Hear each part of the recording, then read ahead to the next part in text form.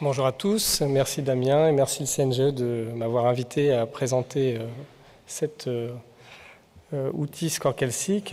L'intitulé de mon intervention est donc de dire « Est-ce un outil pour le médecin généraliste de façon à réduire l'incertitude thérapeutique ?» Damien m'a rapidement présenté, je suis médecin généraliste à côté d'Angers, dans une ville, à Trélazé, ancien chargé d'enseignement, chef de clinique à la faculté de médecine d'Angers, mais pas du tout sur la thématique du jour, donc je n'ai pas de lien d'intérêt sur cette présentation. En revanche, je viens surtout vous parler là avec finalement une casquette de clinicien et pas d'enseignant-chercheur. Alors pourquoi s'y intéresser quand on est clinicien ? On va enfoncer les portes ouvertes d'emblée, la prévalence des pathologies cardiovasculaires elle est élevée, y compris dans notre contexte de soins primaires. Et l'objectif, évidemment, est de viser la prévention primaire et donc la non-survenue d'événements cardiovasculaires. C'est un vieux constat, mais il y a quand même un inconfort probant pour les patients, mais aussi pour les professionnels sur cette thématique, principalement compte tenu des désaccords des fois manifestes entre les sociétés savantes et parfois même au sein d'une même discipline. Les deux exemples caricaturaux étant les désaccords entre le CNGE et la Société française de cardiologie. Donc pourquoi ils ne sont pas toujours convergents, les rationnels ? En appuyant d'abord sur les désaccords, du côté des cardiologues, le risque cardiovasculaire est souvent vu comme une juste exposition de facteurs de risque. L'association linéaire du LDL-cholestérol avec le risque cardiovasculaire induit une stratégie qui vise à réduire le LDL en dessous d'un seuil défini par le niveau de risque. Et le bénéfice de la statine apparaît d'autant plus qu'elle est prescrite tôt. Du côté de la médecine générale, je ne vous apprends rien pour ceux qui viennent régulièrement, mais il s'agit plutôt d'une évaluation globale dans une décision partagée et où il n'y a pas de sens en prévention primaire à viser un LDL seuil. Il y a quand même des zones d'accord, notamment sur l'intérêt de contrôler les facteurs de risque modifiables et sur le fait que les statines ont une incidence ou un effet sur le risque cardiovasculaire global. Donc, le CNGE m'a invité à venir vous présenter surtout la démarche de l'article qu'a cité tout à l'heure Damien, qui est paru en mai 2022 dans Exercer. Le point de départ de ça, c'est au départ une rencontre de personnes sur un secteur territorial, donc des personnes, des médecins généralistes et des cardiologues avec qui on travaillait, dans l'idée de confronter notamment nos référentiels et de réfléchir à partir des situations qui divisaient nos attitudes thérapeutiques, principalement les patients évalués à risque intermédiaire.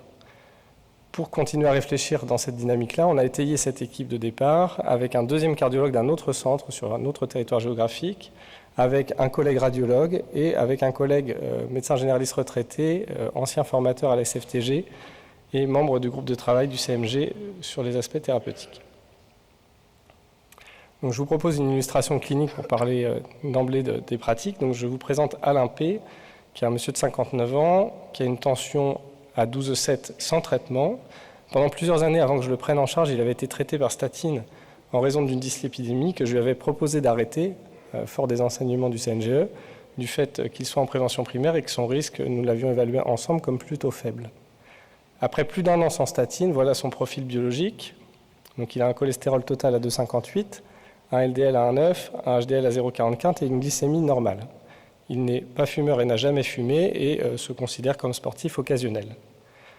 C'est le moment où vous allez participer. Donc 2 questions pour vous. Donc celle-là, vous pouvez y réfléchir à titre individuel sans forcément vous manifester, mais comment pensez-vous son risque cardiovasculaire ? Et pour aller d'emblée sur le sujet qui nous occupe d'aujourd'hui, c'est là que le vote a lieu, c'est à main levée. Est-ce que oui, vous lui prescrivez un score calcique ? Donc à ce moment-là, vous levez la main, ou non, vous ne lui en prescrivez pas. On vous laisse 2 minutes pour vous positionner. Pas beaucoup de réactions, donc personne ne prescrit. Alors comment vous évaluez son risque ? Il y a plusieurs stratégies. On va dire une évaluation un peu instinctive à l'appréciation et à l'expérience clinique du médecin généraliste, ou un système plutôt de comptage de facteurs de risque sur le modèle de Framingham, ou l'utilisation de scores cliniques avec des calculateurs en ligne. Et donc ça donne quoi ? Eh bien, chez Monsieur P, donc là c'est l'appréciation globale, c'est plutôt la mienne, je trouvais qu'on pouvait le considérer plutôt à risque faible, qu'il avait un facteur de risque qui était la dyslipidémie, que quand on prenait les calculateurs, donc le score le retrouvait à 2,3% à l'âge de la consultation en question, et que si on faisait une projection un peu plus tard, il dépassait le seuil des 5% vers 68 ans et demi. Si on actualisait avec un score validé plus actuel, le score 2, il était d'emblée à 59 ans à 8,5%. En termes de codécision avec le patient, c'est un patient plutôt demandeur de prescription. Et si on prenait les recos de l'ESC, il était d'emblée candidat à un traitement par statine. Donc je reviens à ma question de départ, et qui est de dire que ces patients-là sont ceux qui éventuellement nous mettent le plus en difficulté, parce qu'effectivement, il y a une incertitude sur la meilleure stratégie thérapeutique à adopter, traiter ou ne pas traiter, en fonction de comment on qualifie ou comment on stratifie son risque. Donc c'est quoi le score calcique quand même? C'est une évaluation automatisée, radiologique, de la charge calcique des artères coronaires, qui renvoie une mesure qui est le score d'Agaston, qui est un score continu qui va de 0 jusqu'à plus de 1000. Par comparaison, je vous propose cette présentation en miroir de ce qu'est un coroscanner et ce qu'est un score calcique. Donc ça peut induire de la confusion parce que ça pourrait passer pour être le même examen, mais pas du tout dans le fond. La grosse différence étant l'objectif de l'examen en question, puisque le coroscanner est un examen de dépistage de l'atteinte coronarienne, alors que le score calcique est un outil d'évaluation du risque cardiovasculaire global. Donc c'est bien d'avoir les idées au clair quand on prescrit ce genre d'examen pour pouvoir expliquer exactement aux patients ce qu'on attend de l'examen et éviter les confusions. La plupart des propos qui vont découler et qui sont en fait le soutien au papier qu'on vous a présenté tout à l'heure sont issus d'une grosse cohorte prospective américaine qui a recensé et suivi de manière prospective à peu près 7000 patients et qui évaluait finalement la survenue d'événements cardiovasculaires à 10 ans après avoir mesuré à l'initiation le score calcique. Ce que nous a appris cette cohorte-là, c'est qu'en fonction des âges et des caractéristiques ethniques des patients inclus, la dispersion des scores calciques était variable. Donc, je ne vais pas cliquer sur le lien, mais je vous ai fait une capture après. Si on prend les caractéristiques de notre patient, donc 59 ans, c'est un homme de race caucasienne, on voit que la dispersion fait que dans 66% des cas, il n'aura pas un score calcique à 0. Et on voit bien que la courbe de Gauss, à peu près, se situe là vers les scores bas. Ce que ça veut dire, ça, c'est que finalement, la valeur d'un score calcique dépend quand même des caractéristiques et que l'interprétation qu'on devra en donner ne sera pas la même en fonction de l'âge et des caractéristiques des patients.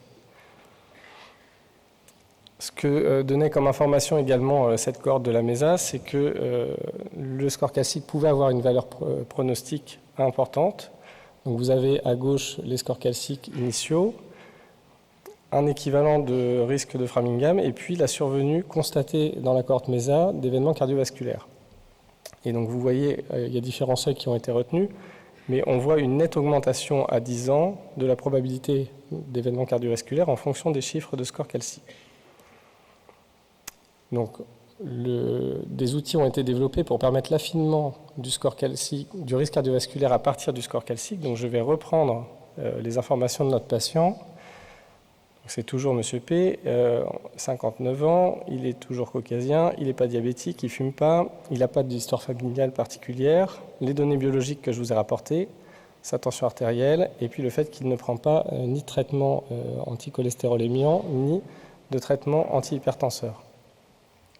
Finalement, avec un score calcique à 0, son risque cardiovasculaire sans score calcique est à 6,6, mais il chute à 2,8% si on intègre le résultat du score calcique à 0.